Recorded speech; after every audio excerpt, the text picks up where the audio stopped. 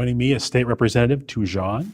Thanks for joining me. Thanks for taking the time to come and join us here at the state capitol. Oh, you're welcome. It's our pleasure. So who do you represent? So my district is House District 53A. It's part of the city of Maplewood, part of Oakdale, all of the city of Landfall, and then the western portion of the city of Woodbury. Very good. Now, you were newly elected this past November. Yes. Congratulations to you. Thank you. And how's things been going for you? Right now people still come and congratulate me in my office, if constituents comes for a visit. And it feels like it's been 3 years already, but to think of it's only been 3 months. But certainly a lot has been happening here at the Capitol. And on that note, too, what legislation have you been currently working on? Well, I'm working on a lot of bills that are in relation to the committees that I sit in.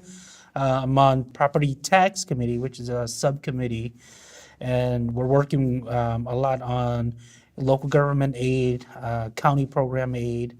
And so 3 of the 4 cities that I represent receive, local government aid. And so we're working on that, trying to make increases that would, help local governments, address budgetary issues and certain financial constraints that local government works on.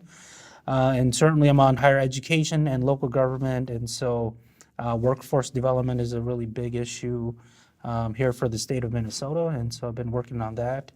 One issue that, I'm not on any of the committees, but I, try to talk to some of the committee members who do sit on the Health and Human Services Committee, in particular legislation relating to senior care or adult care, and working on bills that can help, assist, seniors in our district.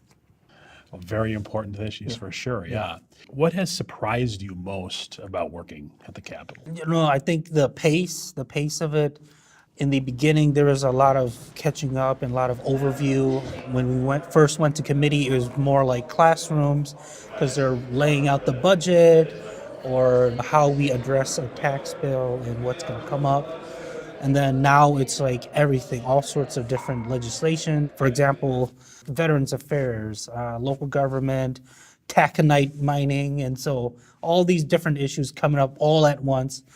Trying to meet deadline, and so the pace of it has definitely picked up. I tell myself, oh, there's going to be deadlines, we got to prep, but like actually living through it in those late night meetings and having to come to the Capitol, early in the morning and then staying really late. Those were things that, physically I just wasn't prepared for. Yeah. A lot of stamina, a lot of endurance, getting around and everything, absolutely. Is there anything else you'd like to say? Just wanted to thank all the constituents that have taken the time to write to me, to share with me their views on issues. I really appreciate constituents taking the time to write to me, to share their voices with me so that I can take it and advocate for them and say that my constituent in Woodbury or Oakdale or Maplewood, they are concerned about X, and this is what they're telling me. And so I want to, advocate for this position to, lower, drug prices, to put a tuition freeze. And so really appreciate constituents reaching out, just seeing that their voice, is helping me advocate for positions. And so I really appreciate that. Representative Xiong, thank you very much for taking the time to meet with us today. No Appreciate problem. it. Thank you. You're welcome.